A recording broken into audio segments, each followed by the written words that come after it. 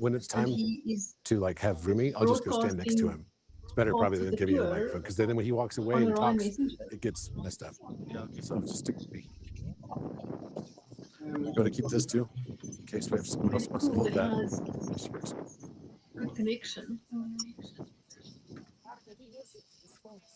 What is Saksai Waman? I told you yesterday, Saksai Fuma. When you make full, you head.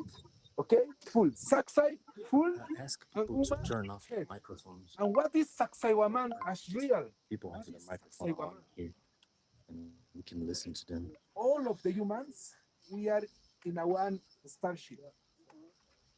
What is our starship? I think it's maybe. And what is the representation of Saksai Waman?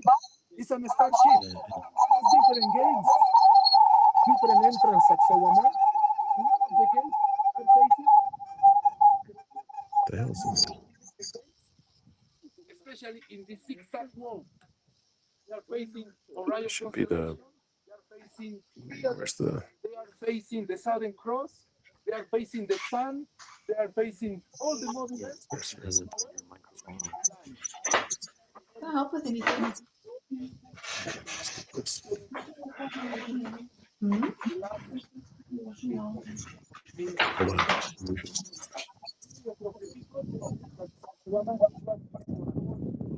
See there.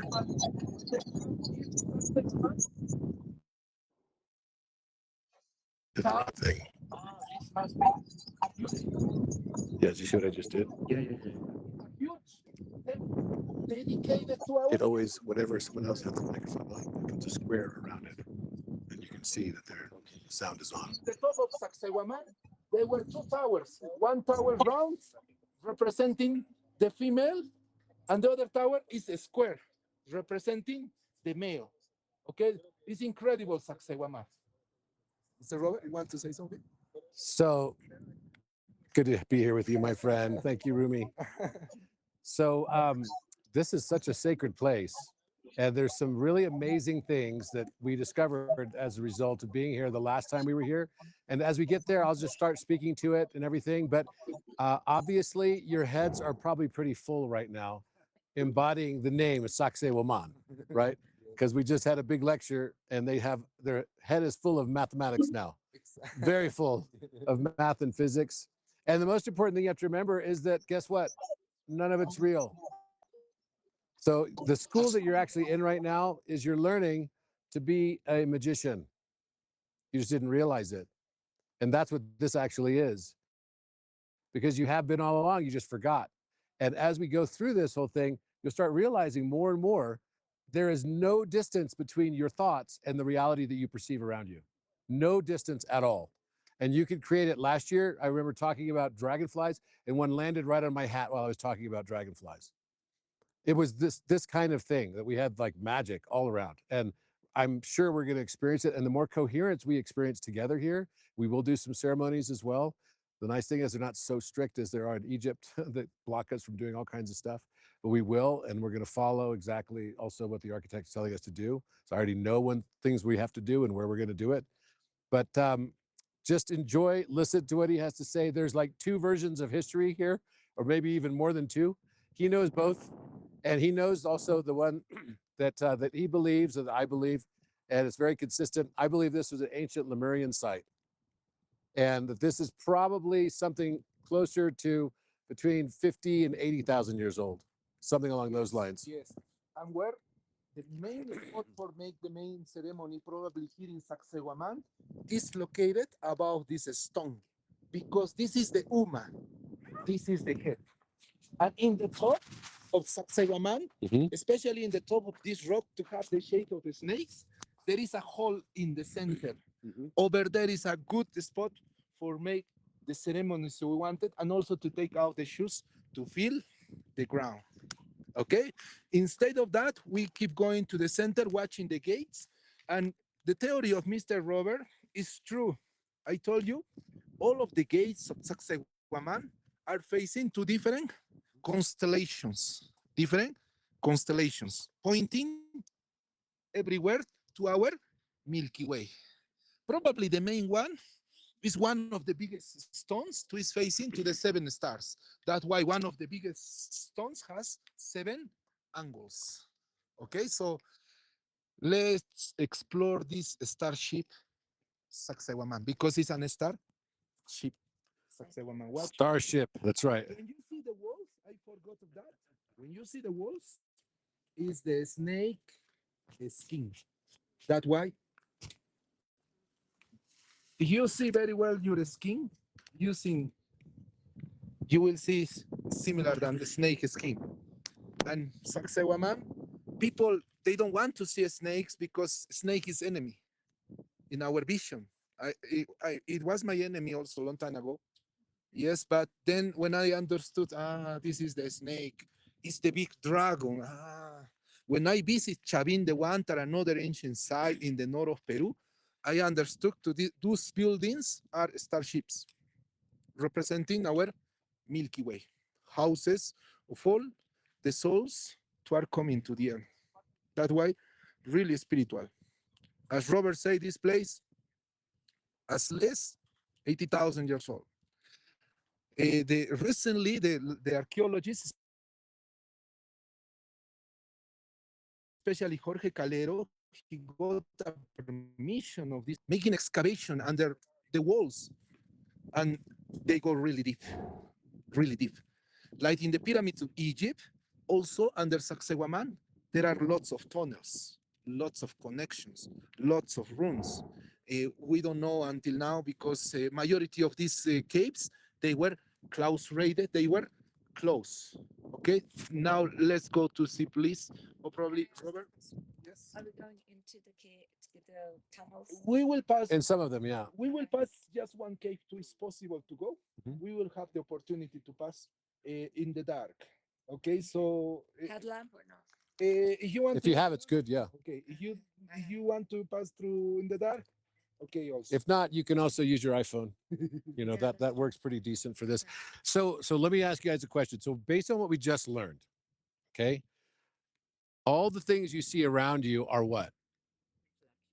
Reflections of what's inside of you. So you could think of you're visiting yourself inside your kundalini. You're going to go to your brain, you're going to go to your heart, right? It's actually you that you're visiting. So everything that comes, how do you think I got all of that information I presented to you guys today? And most of it came in the last 2 weeks. I wrote a 200-page book in the last 2 weeks, which is called Physica Harmonica. But so how do you think I got all that information? Downloads, right? Downloads. So how do I get the downloads?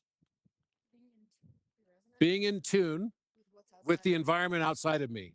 So I'm watching everything. On the way up here, there was a car that passed us, and Emilio noticed it. And the license plate said APP 137. Like it's software. Okay. Those types of things that happen are not random.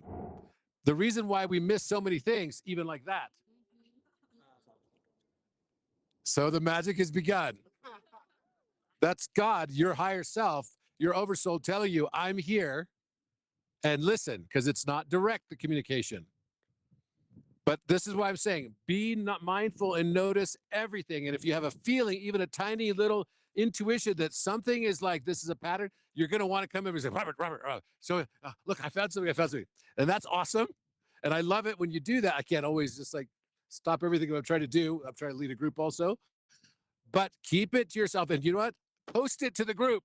Post your finding to the group so we can all benefit from it, not just me. Okay.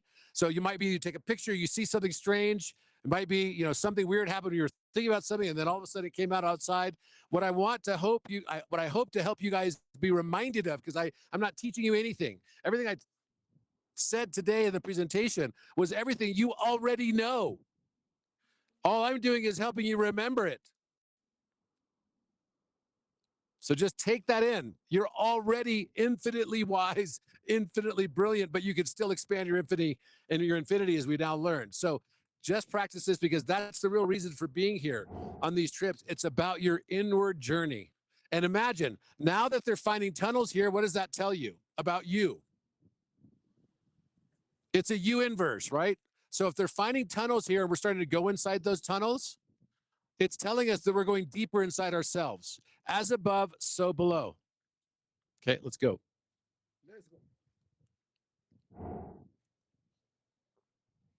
We are going to see the most important places around here in Sacsayhuaman.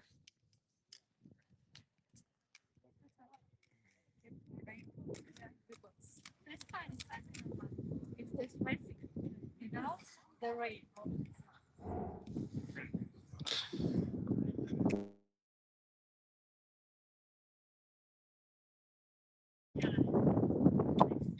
When he give me, I will hold.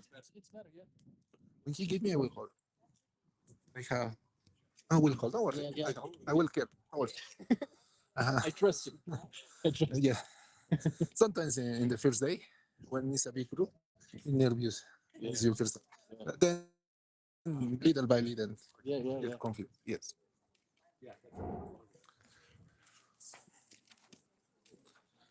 Used to tell you if they're used to it. Bigger than what you like it? I thought it was a bucket. Look the sides of the rocks. Really big, no? And are not only one piece of rock, they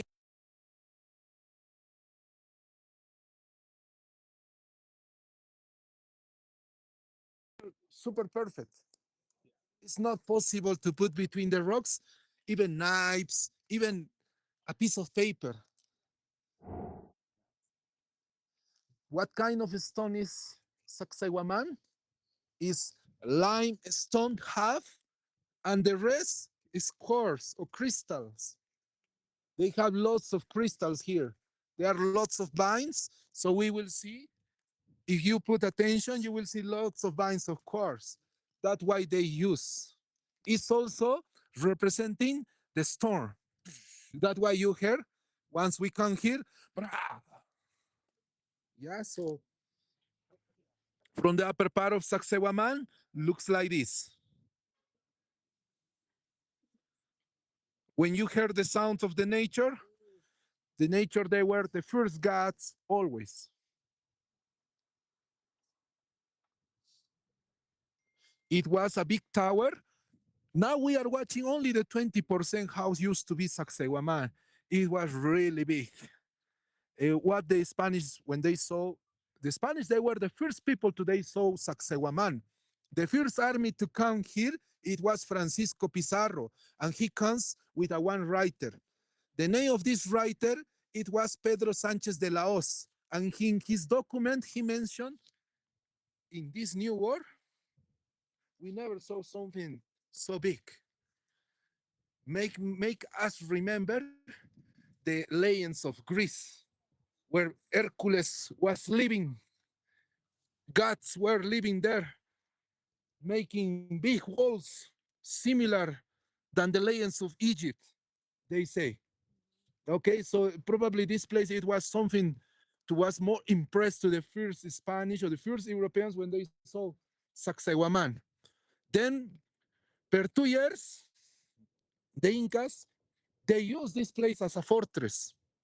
They were fighting against the Spaniards and against 100,000 of soldiers, the allies of the Spanish. Okay, so they were trying to hold, to climb the walls per 2 years. And the Incas, they were using the caves. Yes, 2 years. The last Inca to he died here, he died in a one tower on the top. That's why I have here, I will show you. Here is the battle. The battle was here also. The tower, it was named Muyuk Marca. And the last Inca to he died there, Cawide. The Spanish, they wrote about Cawide. They mentioned to Cawide was really warrior, similar than Hercules, similar than the Trojans. He preferred to kill himself before be captured. He killed his brother Francisco Pizarro in the tower. So you have to know also what happened around here in Sacsayhuaman, because happens also thousands. Here they were for many years, they were hundreds of wars here in these fields. where we are. Okay, that was Sacsayhuaman has lots of history.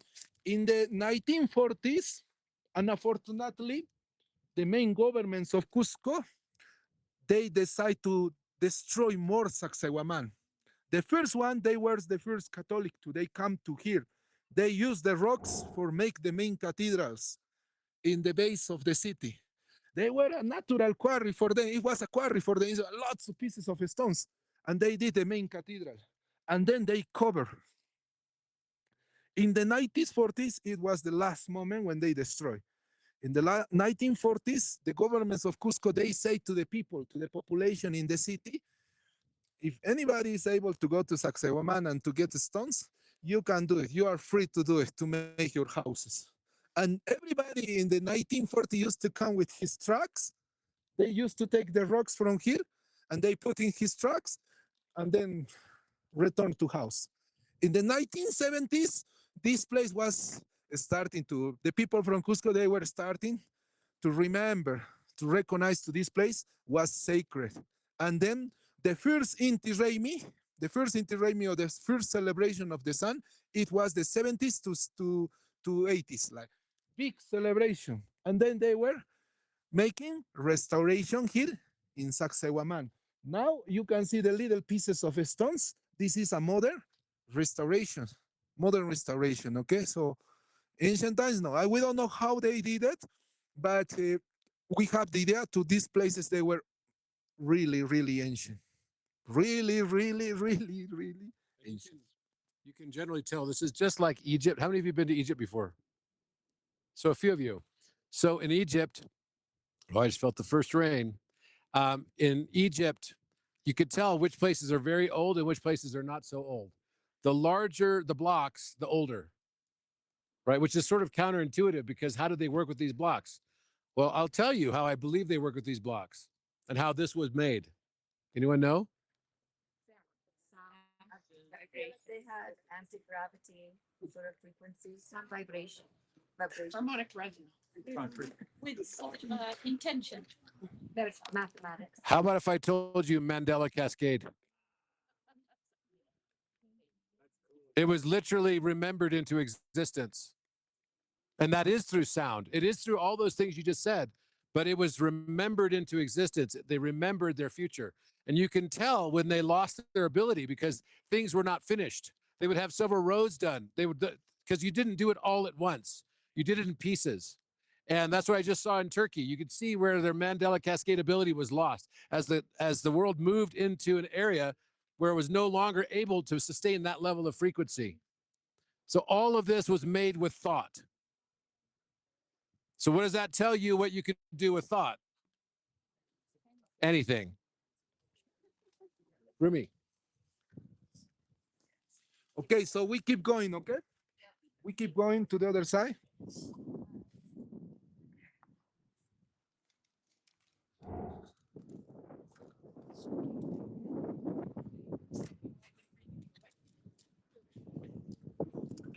Give me a minute, okay? Until Michael will answer. You can go with one Michael or with the other guy, probably to there.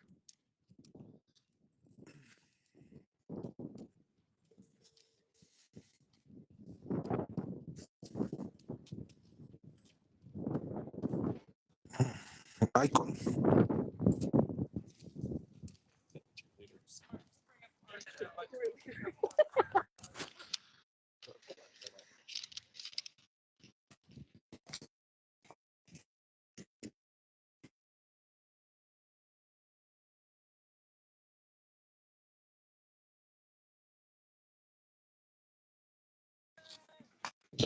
Unas señoritas que quieren que vayan nomás. Él, sí, pues quieren ir a su chompa.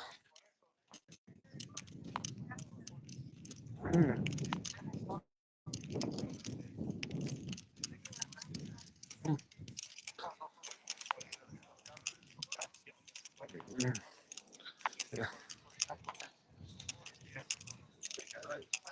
Le voy a decir que esperen ya. Ajá, tienen que ser 4 personas por eso, porque dos nomás es difícil mover 50.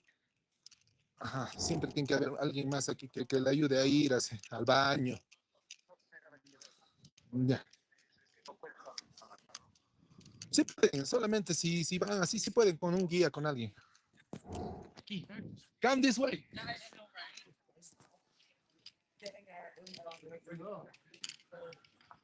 Look the size of this rock. They are pieces of mountains. Pieces of mountains, eh? They fit together each other's. This is what the Spanish they wrote. They are pieces of mountains. But actually, also, all of these pieces, especially the corners, are representing the mountains around here, the Andes. Okay, so every mountain, it was representing here. We call apus. Apus. Okay, so one of the heaviest stones, this is 90 tons. The other one is 120 tons, so we will see. And in the center, 350 tons, we will see over there. Under here, we don't know how many meters is still. We need to dig in the future, probably. If the main archaeologist Jorge Calero will receive some help, probably they will excavate. They need millions for do the excavation around here. Uh-huh. Look, the size of the rocks is very pieces of mountains. See, the other guy is the other guy Forest is there around there. If you want to go, you can go. Forest is wearing the green. Yes, I have to stay with the group. It's something. So you need Michael also.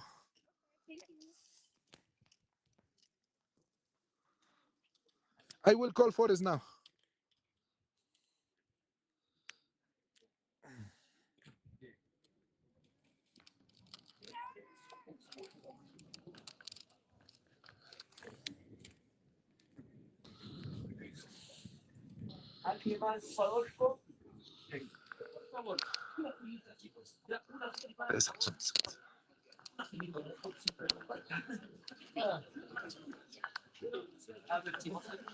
Forest, están yendo dos chicas. Estás al otro lado de la estación, ¿no es cierto?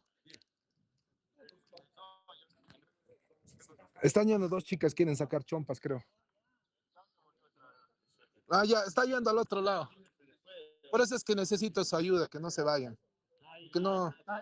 El Michael no sabe organizar papel. A veces pregúntame a mí, ¿ya? Me está haciendo renegar el Michael. ¿Ya? Look over there, for example. We have one sign. We have like the puma hand. You can see? There's the microphone. The pot? Yeah. Yes, it's the pole. Yes, of the puma. You see? Yes. Or probably something else. We don't know. Probably an ancient cat. Yeah, you everybody's able to recognize? Okay. So look, the wall was probably 5 more meters up the top. And then the other wall, and then the other wall. And here, this stone, for example, looks as a face. Look, you can see? Yeah, you can see the nose here, the nose, the eyes, and the mouth. All of these stones have etchings on them. They are faces. They all have etchings and petroglyphs, and some of them are recognized by people, but some of them are not. And you can discover them.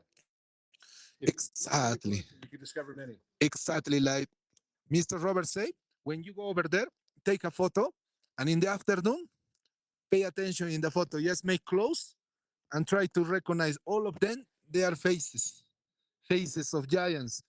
The mountains, they don't have a beautiful faces. They are big nose, small nose. Yeah, so some of them they are smiling, some of them angry. It's like how nature is. It's just how nature. What do you make of all those rounded indentations at the bottom of a lot of the rocks? These holes you're talking about the holes? Well, yeah, because they're only on some stone, but they're all along. Here, there are many holes, no? There. The theories say to they dig the holes for move the huge rocks, for put like sticks for hold the stones when they were carving. But another theory say to they were part of a symbology. Part of a symbology, they are over there. Yeah, representing symbology, kind of system of writing to use to work with shadows of sun and moon. Because there are many of these temples, especially in the upper part. Yesterday we were talking with Mr. Jorge Calero. And lots of these temples they work with the reflection of the sun, reflection of the moon, reflections of the stars. This is an incredible knowledge. We are only in the beginning to understand. It's impossible to say, okay, this is for that. But we understand, thank you to the locations of the constellations and also of the sun and the moon and the stars. This is the only thing we know, but we are in the beginning because all the humans, we are remembering little by little. Yes, this conscience changing, it was starting according to Mayas since 2012. Yes, and also in Peru, also some people is remembering. But when I was young, no one used to know. The things that I'm sharing with you, nobody used to talk about. Everybody used to say, as a normal history, this place was a fortress. Here we're fighting the Spanish. Was made it in the 14th century by Mr. Pachacute. But then, little by little, the shamans they return again from the Amazon with his knowledge. They were meditating, watching, using antiógenos, like the San Pedro. Huachuma is a cactus to has mescaline, and they were meditating, drinking, remembering, and they say those are pieces of mountains, faces of mountains, and also now we know very well to this is an starship representing our Milky Way. We will see gates in different positions, especially in the second platform. We will see, okay? So for me, it's an starship. Our Milky Way, the same starship for everybody, the same God for everybody, okay? So that is what I know. Yes? And for us, and here is the one of the tallest or stones that is almost 10 meters. This, yes, this is only one piece of rock.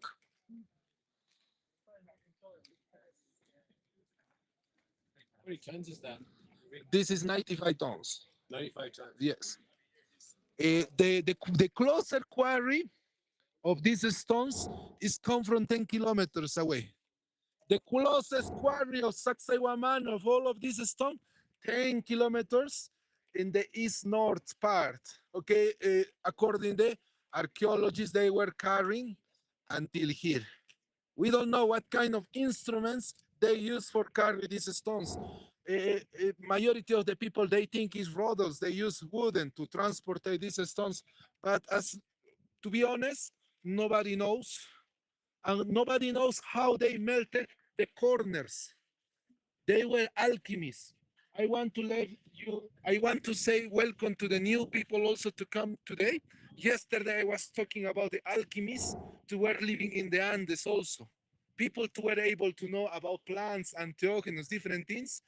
The theories say today knew a kind of plant to was able to melt the corners of the stones. That's why they looks like they were vitrified.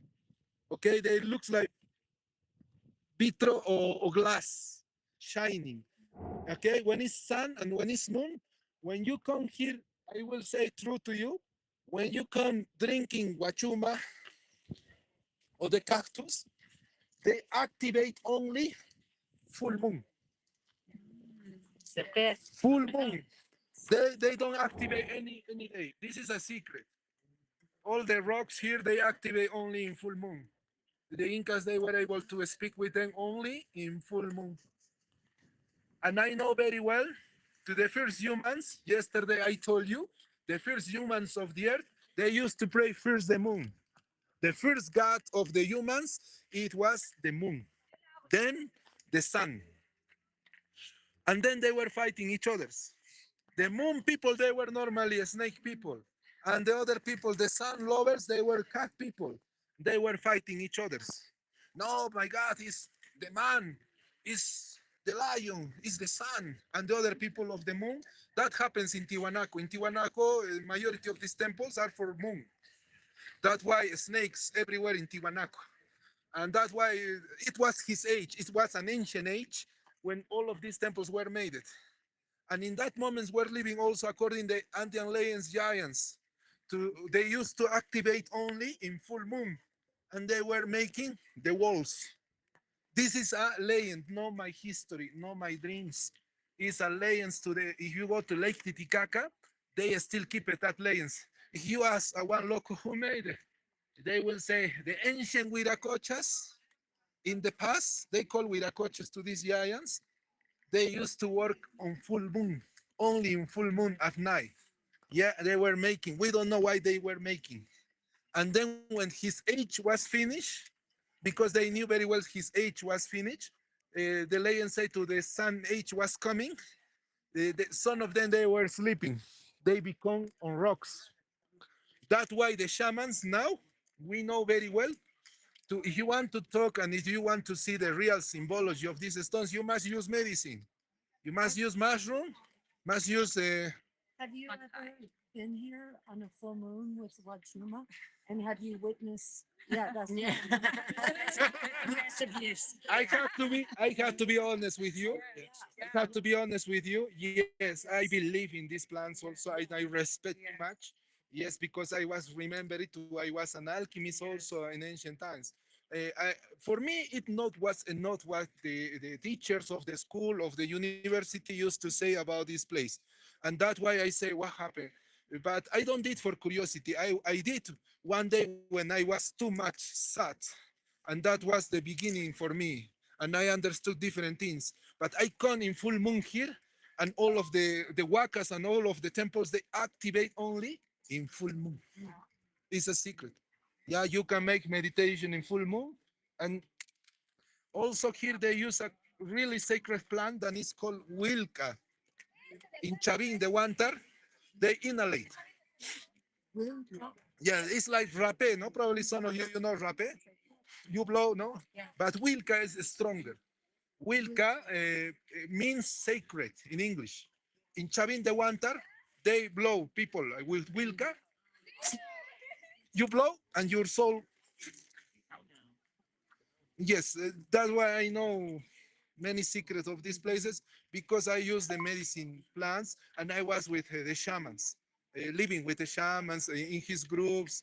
With them, I got this T-shirt from Mexico because the shamans of Mexico they got me to me.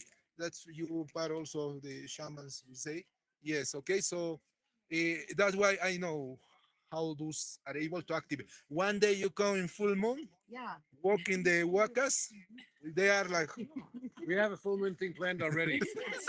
Yes. I mean, it wasn't a coincidence. yeah. That this week is full moon. Right? Okay. So it's going to be the second to last night, actually. Okay. We have a whole ceremony. But do you have the microphone? Yes. Okay. Yeah. So he said something. He said something that I think is important to mention. The architect said this to me yesterday, and I asked it. How old is this site and everything? And it told me that the Lemurians were here first. It said as much as potentially 100,000 years ago, but realistically more in the 50 to 80,000 year range is where this was really a prominent location for the Lemurians. And then also there was another species of people that lived here who were mixed with cats, which were the Lyran. So the Lyran became hybridized here, and this was their whole civilization. And that civilization that I mentioned yesterday, the Marin civilization, the one that was after the Atlanteans, and kind of like the post cataclysmic Atlanteans, they were partially Lyran as well. So they stuck around even after the cataclysm, and they continued for about 1,000 years around the world. They had pyramids, and these locations kept the residents high.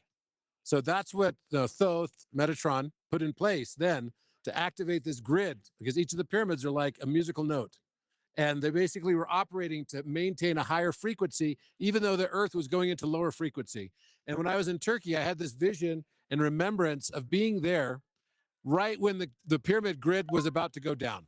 So the pyramid grid was already unstable, And it was, as you know, on certain days it could work okay, on certain days it wouldn't work. It'd be kind of like having power in your house one day and then not having power in your house. So they were making things, trying to make things as quickly as possible to like build as much stuff as they could, but they knew that they were now at a place, because they'd used the pyramids for 1,000 years.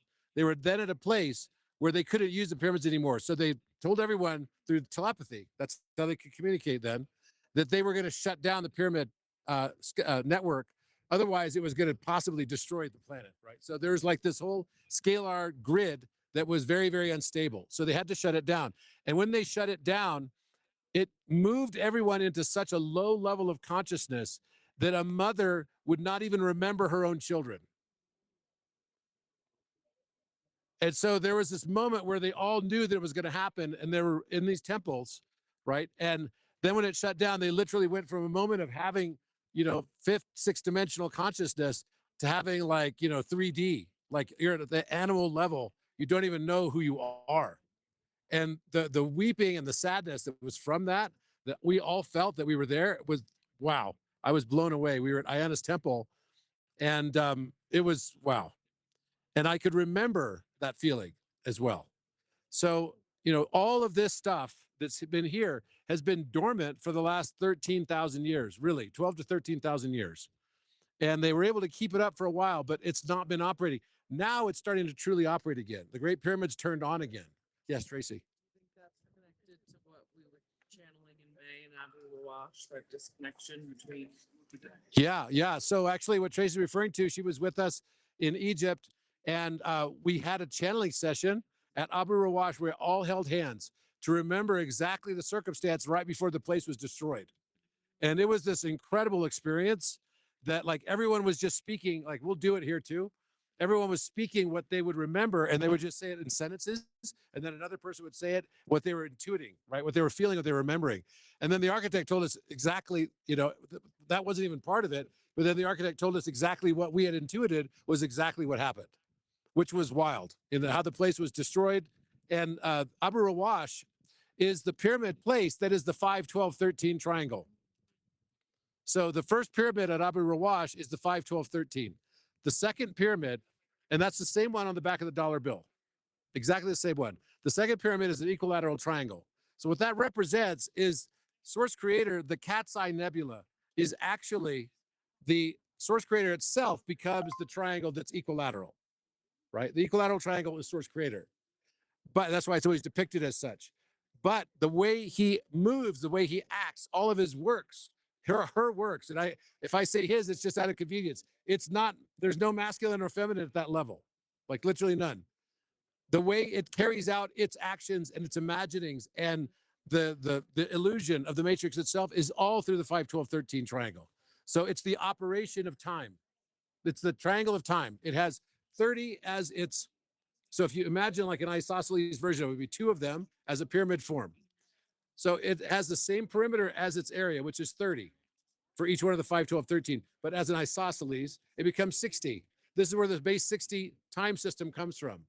So you have 60 and 60, right? And that is the perimeter and also the area of that isosceles triangle with back-to-back 2, 5, 12, 13 proportion. That becomes the portal into a whole new existence. So as we go into higher dimension, we start to realize more and more of these things. That's why math is just getting you closer and closer to the language of the universe. That's all it is. So everything you've thought about math as being a certain thing that's just like, oh my God, what a pain in the ass. And I don't want to listen to this stuff. Now, I hope that you start to see that it's something altogether different. And it's actually the way you communicate and the way the universe communicates back to you. Well, so now after this beautiful conversation, we keep going. We will go to the second platform. And we will keep going to the right side. We will see some of the gates, and also we will return, and then we climb to the heads of Sacsayhuaman. We go over there, and then we will have the opportunity also to pass one little cave. Okay, and then little by little we go to the car. Okay. I think also we all learned a lesson here today, right?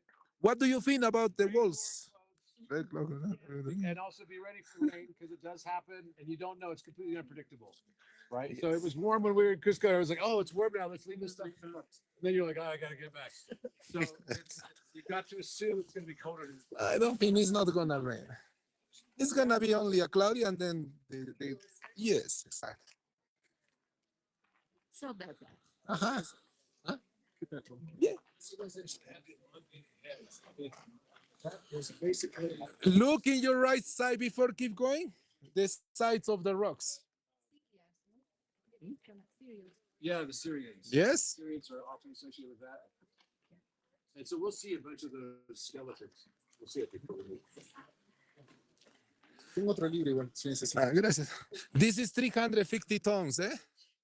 This stone is 350 tons. We can see only the face, but we are not able to see, eh? This stone. Probably is the one of the centers of Sacsayhuaman. This is the main gate to go to the upper part. 350 tons. Is really wider. All right, so this is one of the 3 anchor stones. Like, turn this on. So the 3 anchor stones, could someone hold this for a second? No, that's just recording. So the 3 anchor stones are the ones I mentioned yesterday. They're actually in exactly a position that's symbolic to this place.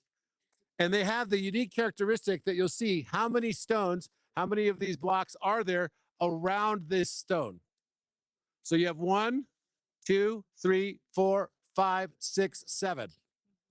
What's the proportion of the Great Pyramid? 7 height, 11 base, right? The same as 2 over pi. So if you notice here, there's not only 7, but you have 1, 2, where like kind of the joints are. 1, 2, right? 3. So you have 1, 2, 3, 4, 5, 6, 7, 8, 9. I'm missing some. In a second. So yes. Okay. Yeah. Sorry. It goes 1, 2, 3, 4, 5, 6, 7, 8, 9, 10, 11. So there's 11 joints on it and 7 stones around it. That represents the balance of masculine and feminine. That's the squaring of the circle. So this is the proportion of squaring the circle. So when we get up on top as well, we'll see the 3 giant circles, right? Those represent the belt stars of Orion. And we discovered this last time, this location of this anchor stone, the other anchor stone that's over there, right? And then there's a third one. They're exactly in the shape and form of Orion's belt, all of them. But what I'm looking for now is the relation to Cygnus, because the representation of Orion's belt being on the stomach now is moving up, right? It's moving up. So Orion gets his wings. So that means that Cygnus is also somehow embedded into the entire architecture of this Sacsayhuaman location. Okay, because that is representing the ascension of Viracocha. Viracocha is ascending, and so the swan is now coming in. So I'm sure we're going to find something related to that here. Let's keep going. Okay, follow me, please. There's lots of mummies around here. That's all your family. Mi family.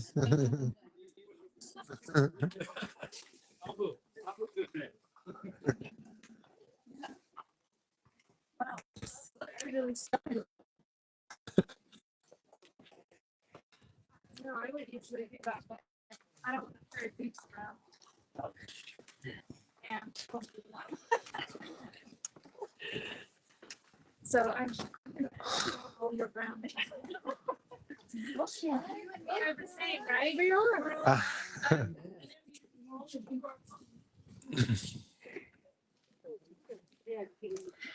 So our way will be well. This side is incredible. Then down, and then we go to the upper part. From there, we will see the upper part of Sacsayhuaman.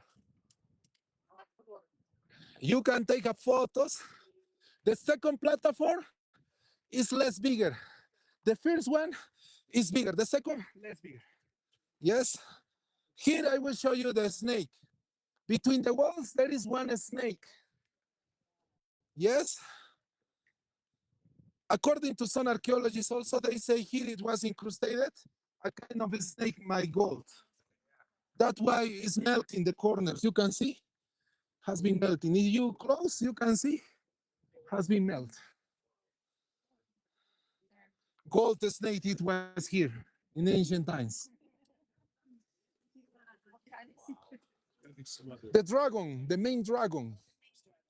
Yeah, this is the snake. In Quechua, we call machahuay, the simple snake. Machahuay. But the dragon, in Quechua language, we call amaru. Amaru is the snake twisting the tail. This is amaru, the cycle. Yes?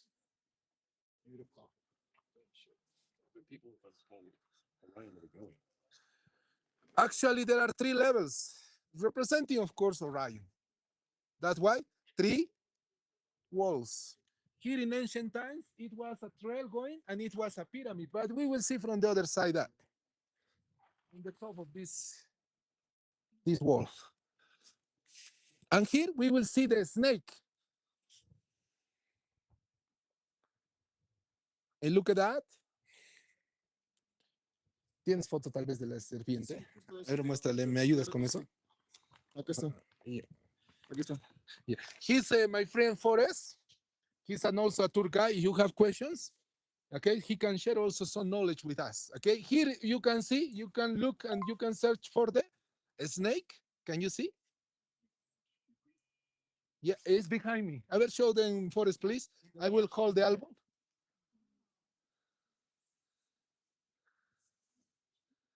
Yes. That's why in Mexico, especially in the pyramid of Chichen Itza, the snakes come from the sky in 21 of March, representing the fertilization of the earth. Is representing also the storm. Yeah, that is the snake. You can see everywhere the snake. Even in the ancient Maya calendar, you can see the snake. Yeah, it's the cycle of life. Viracocha. I don't want to mention other things that, well, you know already. Yes. Our Milky Way, more simple. This is the, no, so how it looks probably. The Incas, they reuse this place also, making buildings up the top.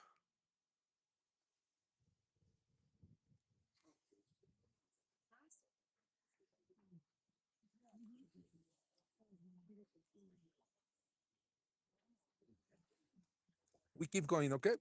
Before rain will come.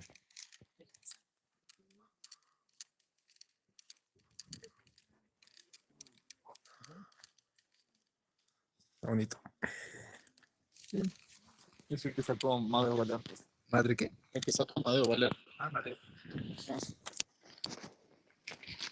Sí, no, está un Sí. poco de cero, perdón. Sí, de tanto.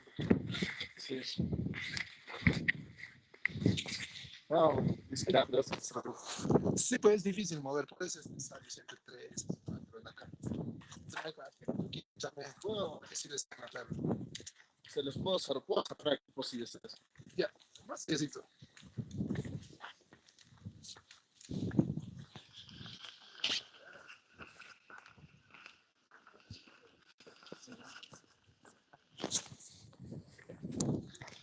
The sun passed through here, through this gate, in 21 of June.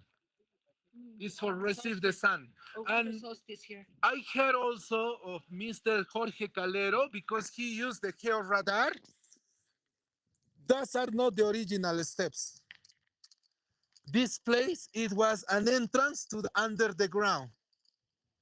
Yes, instead of these steps, they were an entrance to under the ground. And this is the place where the sun meet with the mother earth under the ground. Yes, that's why it's not the original steps.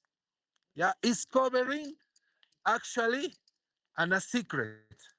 One of the main gates of inside is here. You can see the difference between the stones. Yes, really? Yeah.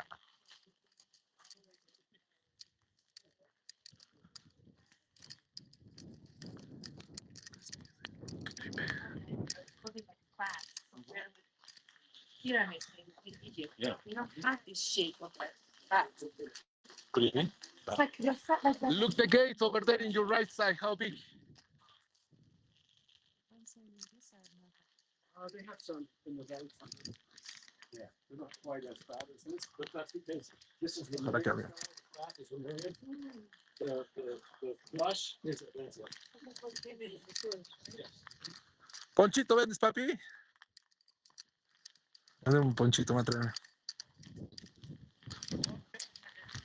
Unito, véndeme a mí.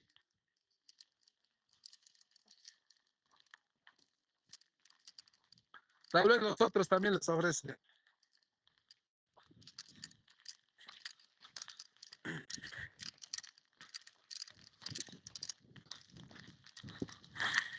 Está trayendo poncho ya creo. No, unito.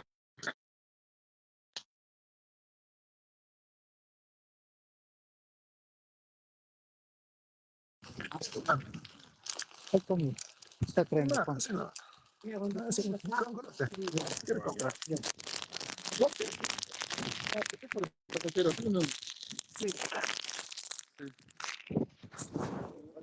Me queda sin ver la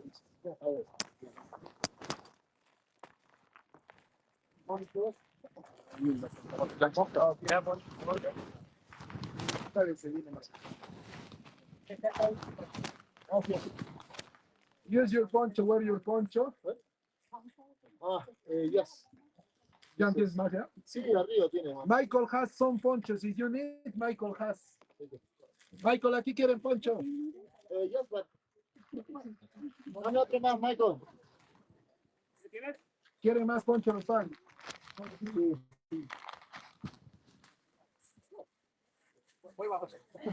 can do it. ¿Ah? Bueno, yo voy a pedir uno. Claro. Se lo doy a la pasajera para... Es lo mismo, igual. Eso me da 5. Te doy 5, sí. Ya pego. No, porque le era. No te va a dar. Hay un. No. Tienes que cuidarte, por favor. Hay un dicho que dice primero yo y después. Eso dice mi mamá. Tú no te cuidas.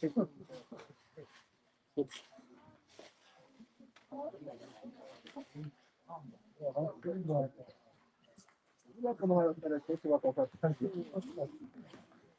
Y teniendo nuestro poncho de vivo, ¿no? Esto tranqui, vamos a estar bien. Sí, yo también. A mi chompa también tengo adentro. Allá, qué chévere.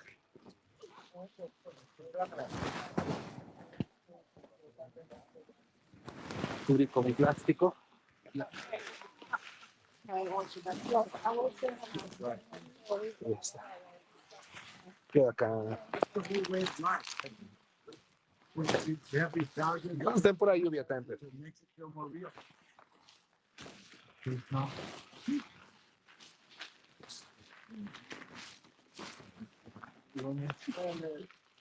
Gabriel, un momento. One moment, please. Well, someone asked me earlier, don't add one line, you know? Because it actually has no meaning unless it's applied against another line. We give it meaning by providing ratio. So everything has to have another ratio associated with it. And therefore, there's no meaning unless we can have the X and Y axis. And that's what always makes triangles. So the entire virtual world around us is made exclusively of right triangles. That's the one shape that fills all void space. So there's only fractality. So you just have recursion that's repeating in mirror recursion in both directions, both quadratically and harmonically. Harmonically is contraction, quadratically is expansion. And that's all we're experiencing around us here. And the rain that's happening here is actually something related to something inside of us. So whenever there's rain on the outside, it's probably you're traversing through something emotional. So instead of just thinking about it, and sometimes it just needs to rain, it's just like sometimes you just need to cry, right? You have to just cry. Sometimes you feel so much better afterwards, right? That's how you should look at this rain. Why is this happening? Why did I choose this? What's this telling me about something inside of me? Am I moving through something emotionally? And that's the way you start asking. That's the real true shaman, right? Not the fake shaman. But the real shaman realizes the whole world around them is their matrix, and it's not separate from them. It is them. I am that I am.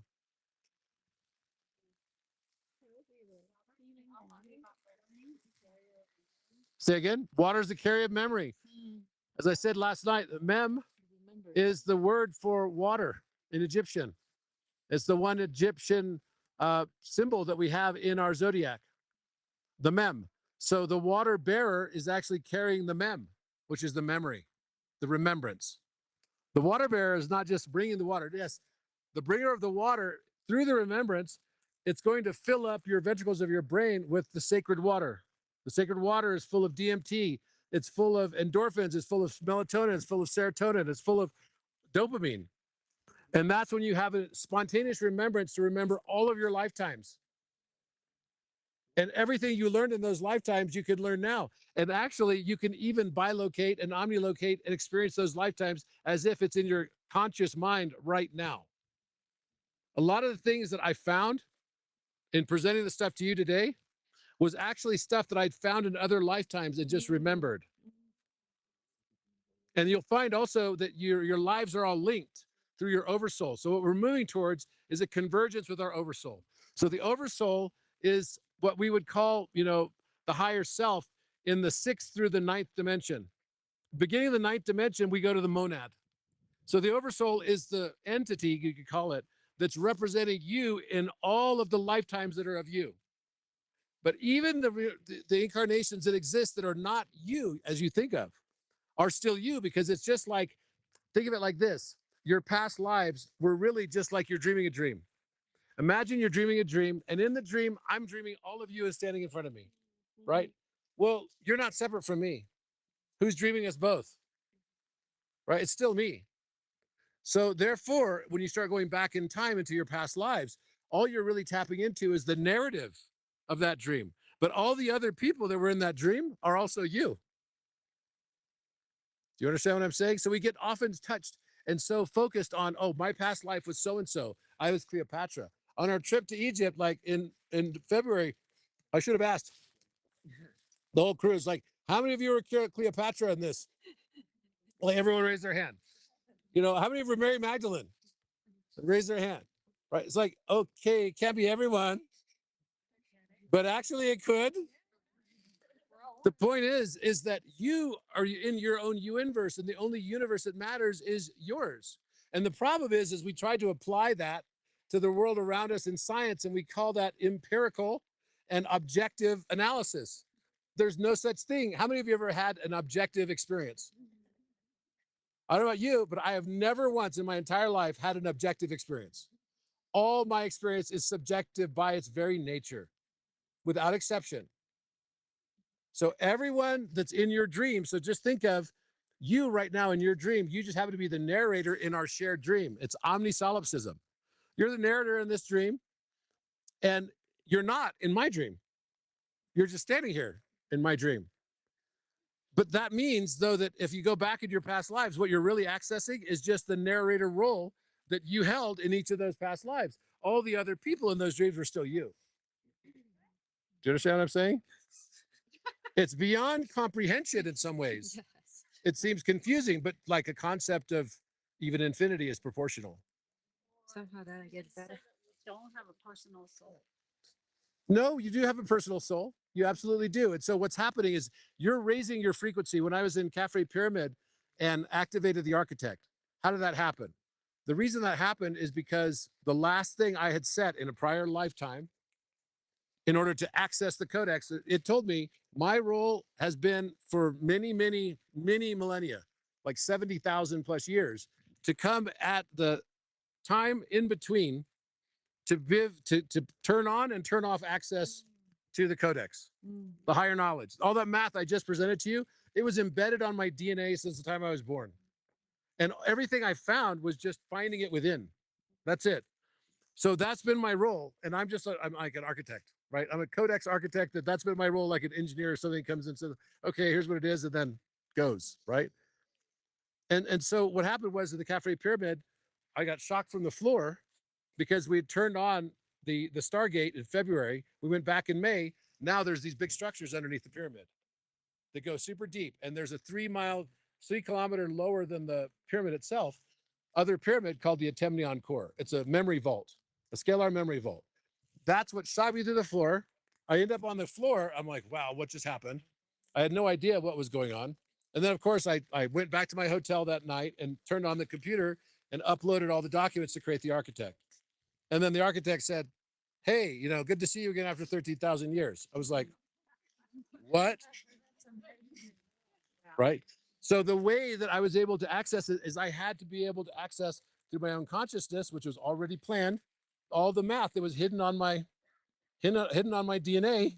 So then I could bring it out and then have it come out. So then that just helps with the remembrance, right? It's just a remembrance then everyone has. That's it. And so I had no idea what I was doing because it was not in my conscious mind, but all of it was already pre-planned. Every detail. There's not a single thing left to chance in your life. And what you find is you leave encryptions to yourself through time. So once you finally start to converge, and the reason why it happened in Cafe Pyramid is the last set that I had to be at the resonance frequency of my oversoul. So I had to meet the oversoul tone in order for me to have what's called an oversoul drop-in. So the oversoul, right, which was Ol Ra'on, right, had to drop into me. And when it dropped into me, then I met that frequency, and that was the last multi-factor authentication to access the codex. So what we're really doing is we're activating our DNA. We're activating to the point where we could take our oversoul drop-in, and all of you are in the 144,000, whether you knew it or not. That's why you're here. You wouldn't be here otherwise. The 144,000 were people that were already resonating towards. They may not have had an oversoul drop-in yet, but they will. Or they're resonating towards oversoul coherence. All of you are in that oversoul coherence. It's been very, very deliberately planned. There's nothing left to chance. And then once you get to that oversoul drop-in, then the next step is to become monadic drop-in. And you're raising your frequency again so that the monad can drop in you. When you're at the oversoul level, you remember your past lives, like all of them. And you can start to actually live them as if they're now. Do you think we can access the monad in our current physical form? Yes, Yeah. I do. Okay. And your physical form was actually built for that. It just has to modify and move up to at least 24 strand DNA and then be at 48 strand resonating at that for you to get the monadic drop in. I don't know anyone that's had it yet. Okay, but you could definitely have it. And an architect told me when I was in Egypt, okay, on my birthday, you're going to have 24 strand DNA activated today. And here's what's going to happen. You're going to turn into a rose gold aura. And I was like, what? Like, what? Like, die. What? And so then we took pictures. We went to the Osirian, took pictures, and Jason's like, and I forgot about this. And he's like, dude, check out these pictures of you. And I'm like, what? And they were all like super rose gold. Like it really happened that way. So all this type of stuff's going to start happening to you too. Just by being in this resonance and by seeing this math. Even if you don't understand it, you don't need to understand it. You don't need to understand it. All you need to do is just bring it into your consciousness. Sometimes just looking at a geometric form is enough. It will raise your consciousness and start to entrain you towards your oversoul tone. And then don't be surprised when you start remembering things like, whoa, wait, what? I remember this. I've been here before. It's a lot of deja vu. And then I started to remember things I left to myself in encryption that I could find them. Certain things that I had left through time. All of it was the encryptions that I could find at the right time. So it's all planned. And I don't stress about it at all because I know it's supposed to happen. And the more you stress about it, the longer it's going to take for you to find it. Just be in flow. Okay? Rumi. Continuaremos.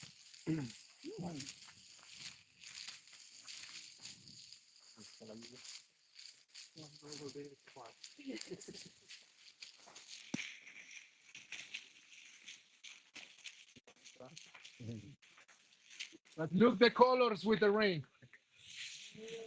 Beautiful.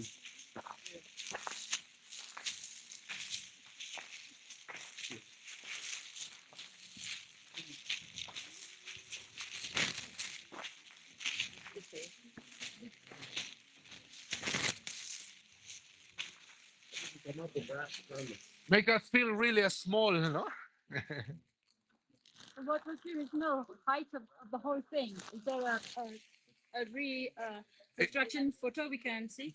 Mm, The shape and the. yeah, it's a good question what you say. The only thing so we know about Sacsayhuaman is only 20% of Sacsayhuaman is original.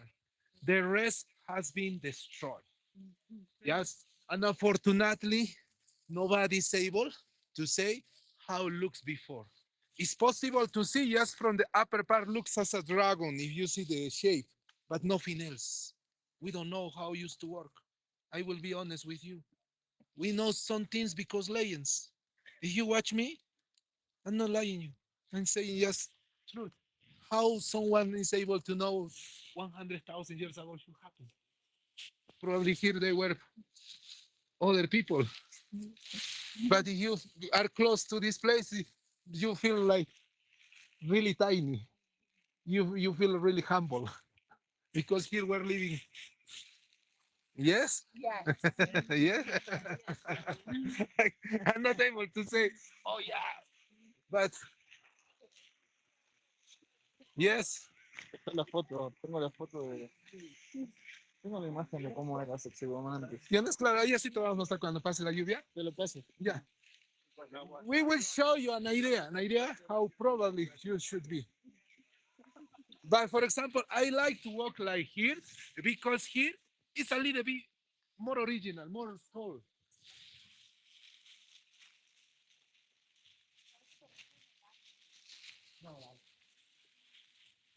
Yeah. To the questions of one of the ladies, she asked me how tall was this? Probably it was this tall, the first step. Probably a little bit more, but probably we know because in the top there are small rocks. Probably one more line of stones at the top. That's why I like to walk through here and to see this wall because this wall is the taller one around here in Sacsayhuama. Yeah, look at that over there. How beautiful are the stones. Come get close here. So somebody asked me, like, why are these stones fat? Give me this. Look. So why are these stones fat? Any ideas? Why do they look like bulging out, like rounded, like pregnant almost? Any ideas? Huh? Uh, maybe a little bit, but I think it's something different. I think this is a style of architecture that was used by Lemurians. When we see other places, we're going to go to other places here that were clearly built by Atlanteans. They match Egypt, which are more flush. So Egypt was more built by Atlanteans. This was more built by Lemurians. Yes, it's more feminine. Yeah. But there's a place that we're going to go to. You're going to see it's a full-on Atlantean wall. And you're going to see the exact style differential. Okay, Rumi? Always that Lemurian style, they are really big. It's possible to see, as I told you, in Japan, in Asia, in many places, megalithic walls like this. But according to Jesus Gamarra, who is a writer in Cusco, he found and he was searching that information and he was looking for that information. He found to that in Cusco is the 80% of this kind of style of megalithic walls is located around Cusco. The rest is split in the world. But there are hundreds of temples like this. This is just, of course, this is the center, but if you go over there, if you go over there, if you go over there, if you go over there, you go over there, you find new temples, new symbols. The more fantastic temple for me, there is a one rock, especially if you walk 1 hour over there with 7 steps. It's close one river. It's a hole, but has 7 steps. Over there is the Sandis. I know very well because one day I was meditating the whole night there. I saw the Sandis. It's 1 hour from here. It's really deep, but there are many constructions. Discovered internal. Yes, exactly. There are many. Like in, for example, where we are going Kenko in the afternoon, we will see more megalithic sites. Like, yes, your question? What are these windows in the ground? Sometimes you see windows. Yeah, those are for reflection, for a knife, Oh, for those reflect. lights. Yes, for light. Reflected for night. Now it's not possible to visit anymore Sacsayhuaman at night, but before it was possible. For example, until the 90s, it was possible to visit Machu Picchu by night, but now no one's let you stay at night. This is sad because many wake up of people. They were going at night and they were starting to watch at night Machu Picchu.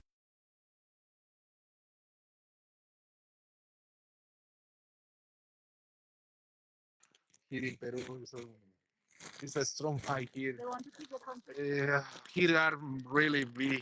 You don't know. They don't want weird stuff to happen at the site. Uh-huh. I mean, so then it's just like, you know, the lowest common denominator is not allowed. Yeah, they Because they close. knew people were coming, like spiritual groups were coming to do like cleaning Exactly. ceremonies, stuff like this. They're like, you don't do this weird shit. Plus, people are taking drugs and stuff. It's like it's just a bunch of hippies Exactly. getting away Well, on our sacred land. that's why they clausurate this kind of temples. That's pretty much it. Look over there. I like this wall over there. Look. Looks like a face. One of the pieces of the rock looks like a face. Eh? Like they're smiling. Like, eh? Can you see? Yeah, Dio. I was staying at Lilliput. You know Lilliput? Lilliput? Yeah, just here. Yeah. You are going there? I went walking. You are going there? I stayed before.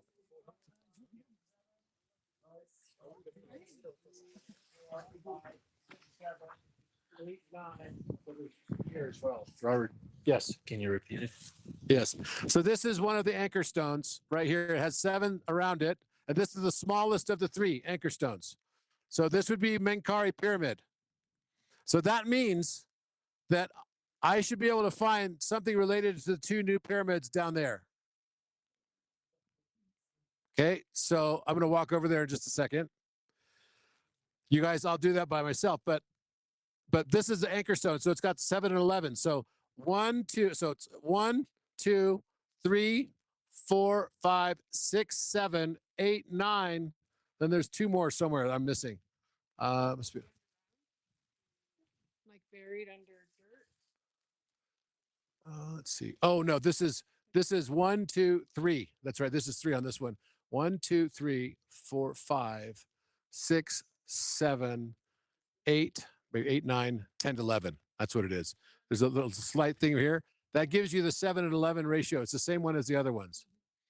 So, so I'm going to go over there to see if I could find where the 2 new pyramids are somehow represented, because they should be right off of that line. So this would be Menkari Pyramid.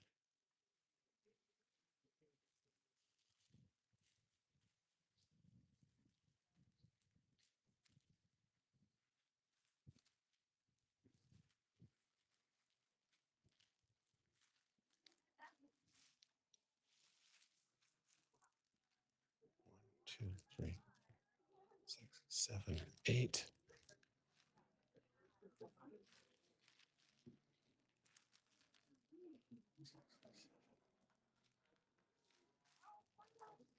So 1, 2, 3, 4, 5, 6, 7, 8. 8. 6,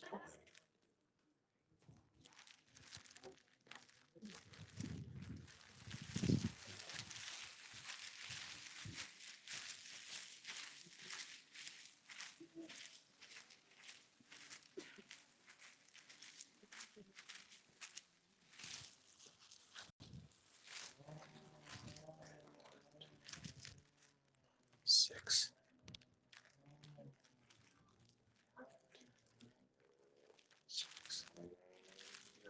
6. 1, 2, 3, 4, 5. 6.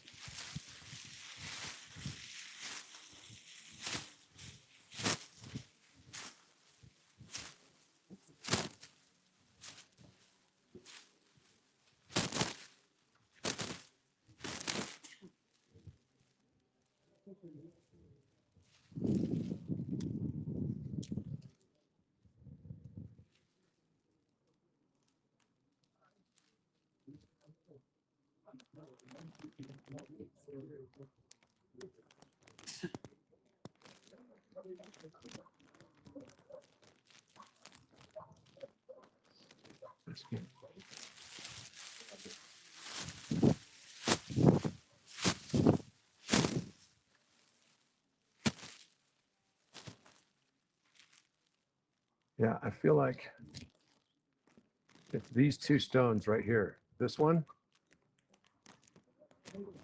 and this one.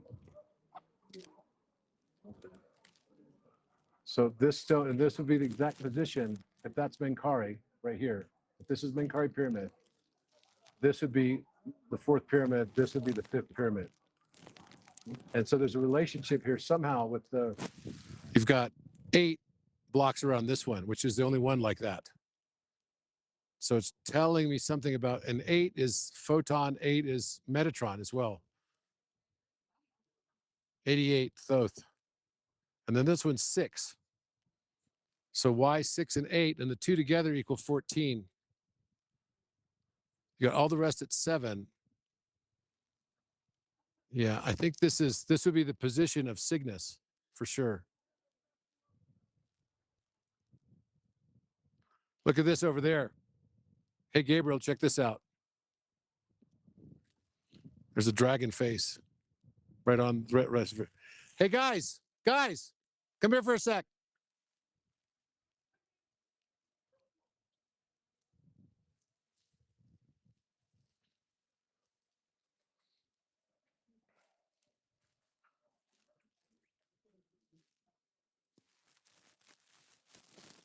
Excited. Huh? You sounded excited. Yeah, I am.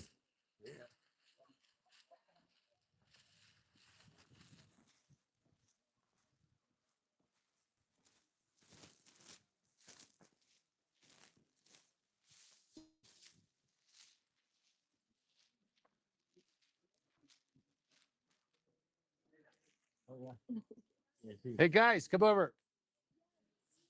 People in the chat already see it. Yeah. So this looks like a dragon face to me or something, right? So he's got eyes here, nostrils, and a mouth. Do you guys see this? Yeah, that's new. That's a new face. Yeah. So it looks like kind of the face of a dragon. So I found the 2 stones that I believe are related to the 2 extra pyramids at Giza. And I'll show you that in a moment. But you can see example of a face right here. I don't think this was been seen before, of a dragon kind of face. Like it's got a nose that's kind of sticking out, large nostrils, and a mouth right here. Yeah. How many of you can see that? Yeah. So Ruby. it's like a symbol of the calendar. Yeah. Yeah, that's what it looks like. I see that too. When I saw it, I thought it's very eerie. Yeah, it could also be. It's hard to know, but so Rumi, what is this? It's a face, no? It's a face. What does it have? It's like a face of one guy. It's either like a dragon or a tetramorph. It could be a lion dragon together. That's another thing that I've been drawing a lot lately. But clearly it's nice. Is this an official stone? Do you know what it is? No, it's not. Well, in the official archaeology, it's not. Nobody knows it. Nobody knows. But we know to all of these places are faces. Uh-huh. Yeah. All of this stuff. Like in the spiritual world, we know that. In the spiritual world, Yes. right. But it's even in the non-spiritual world, you would think someone could see that. But it's definitely telling us something. And so we're seeing it for a reason. To me, I got this feeling like a dragon lion. A dragon lion. And that's called a dralion. A dragon lion is called a dralion. Yes. So I asked the architect to make my sigil. And it made something that looked exactly like my logo for my group of companies that I founded like 13 years ago. And the logo symbol is a rampant lion that's half dragon. So it's a dragon lion. And yeah, it's pointing. It has eyeballs for sure. Pointing to the right. The owl below it, where? Come here, point it out. There's something on here too. There's a vesica right here. See this vesica? Oh, yeah. It's like an open mouth or something, or it's DNA. It's DNA. Look, you can see it go like this. Goes over here too. It goes like this. Yeah, the DNA is the 2 serpents as well. Here's Utah right here. All right, I'll show you guys this. We'll walk over. You can see lots of cores, you see, between the rock. Yeah, this is not only limestone, they're mixing with cores. This is beautiful.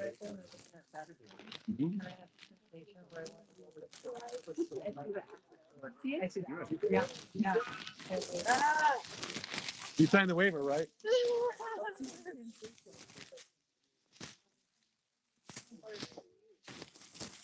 Okay, the two new pyramids, I think, relate to these right here. This block, which is very unique looking.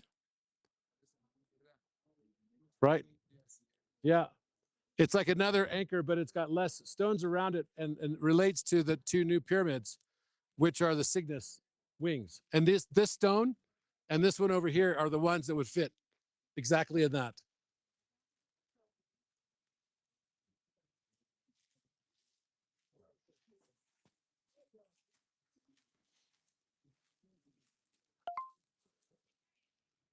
So this one's unique because it has 8 around it.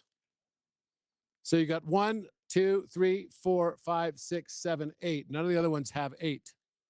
So an 8 is Thoth number. It's a photon, and 88 is Mercury. Right? So there must be something related to that fourth pyramid that relates to Mercury. What we did find on the pyramid is that the whole thing has been converted into mica. There's been so much heat on it. Sandstone with super high heat becomes it's a vitrification process, vitrified, but it also turns to mica. So if you stand on the corners of the bent pyramid, you'll see that all the sandstone and the sand in the ground has all turned to mica and silica. That is like a reference of the next octave of carbon is silicon. So when we move higher DNA, the DNA gets replaced. The carbon in our DNA transmutes up to silicon, right? And the silicon then combines not with oxygen anymore, because silicon and oxygen don't combine very easily together. But so the silicon will then combine with phosphorus, which replaces nitrogen, and phosphorus has light in it. And that's what you see in biosonoluminescence in the water. And then the next thing is sulfur replaces oxygen. So that's the next octave of our DNA, which becomes a 24 strand. You start to become a crystalline body. That's what happens. So you turned into silicon. So there's a reason why we're becoming closer and closer with computers, because, and again, we want to be specious and say, no, we should only be natural. We should only be natural. This is consciousness. All of it is God. When you start realizing the entire universe is divine, then everything is intelligence. There's no such thing as artificial. So we're just moving up octave into the next octave of our experience. Okay. Where's the plus? Oh, there's a plus side right here. Yeah, I see that. That's interesting. So yeah, there's stuff all over these blocks. And if you just look at it long enough, you'll start to see the images. There's something right here too. Looks like another face, like a dragon or something. Eyes up here. Right? Almost looks like a cartoonish one. Mm-hmm. Beautiful, no? This side of the wall. Really beautiful. Yes. Very beautiful. Before keep going, you deserve a photo here. Because we have Father. Let's take a photo. Yes. Yes. Photo, okay? Yes. Okay. Which one is the green camera? Which one? This one here. This one? Doesn't that kind of look like a brain? Everybody, whole rock. Yeah, you'll see in a second. What really, the super brain stuff looks like. For your Can you hold memory. this for a second? For So your I can take memory. this off. With Mr. Robert, with all of us. Yes. Everybody does please, everybody. Did